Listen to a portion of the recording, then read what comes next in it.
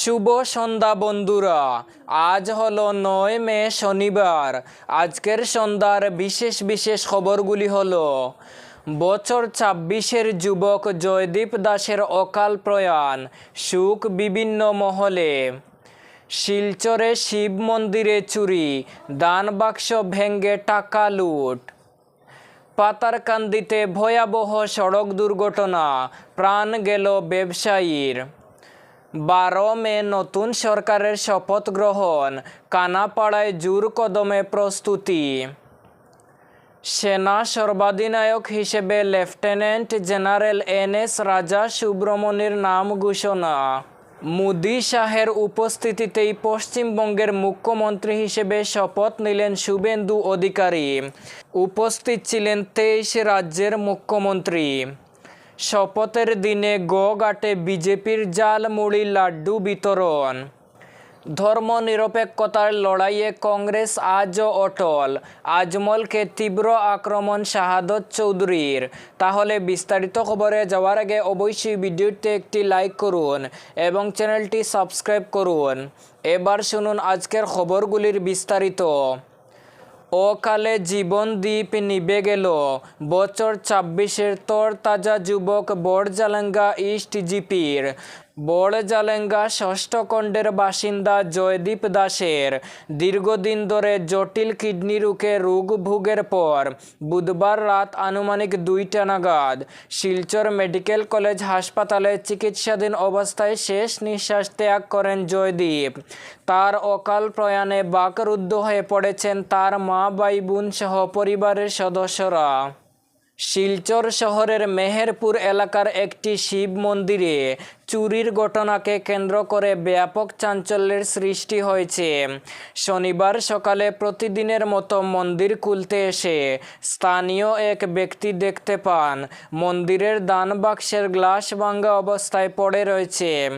ঘটনাস্থলে একটি লোহার রড ও বাঁশও পড়ে থাকতে দেখা যায়।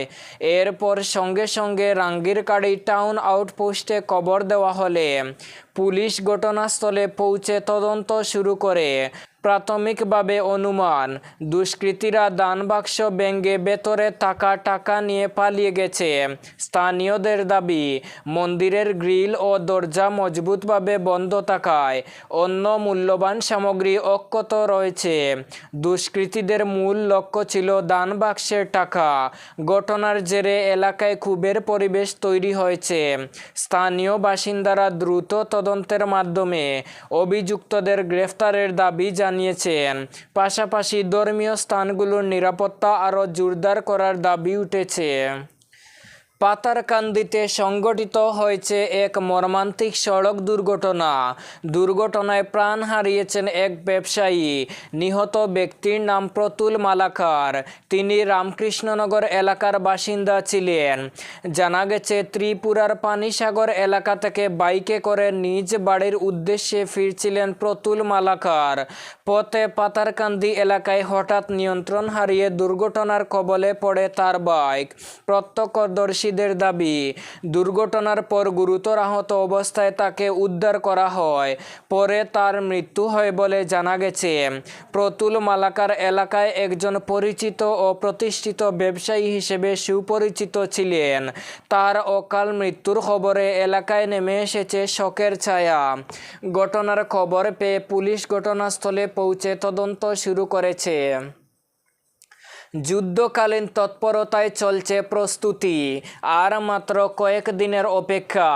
আগামী 12 মে অনুষ্ঠিত হতে চলেছে অসমের নতুন সরকারের মন্ত্রিসভার শপথ গ্রহণ অনুষ্ঠান। এই অনুষ্ঠানকে ঘিরে গৌহাটির কানাপাড়াস্থ পশু চিকিৎসা মহাবিদ্যালয়ের খেলার মাঠে এখন তুঙ্গে প্রস্তুতি।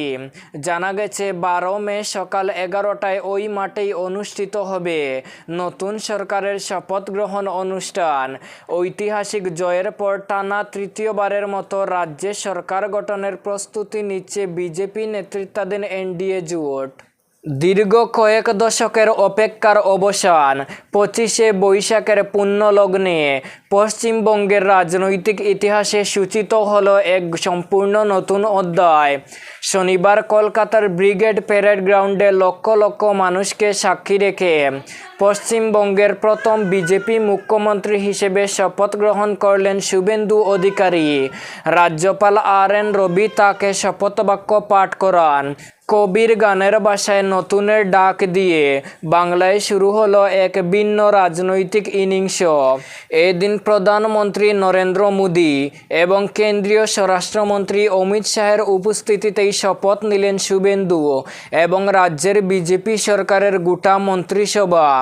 শপথ গ্রহণ অনুষ্ঠানে যোগ দেন 23টি রাজ্যের মুখ্যমন্ত্রী এবং 1000 কেন্দ্রীয় মন্ত্রী।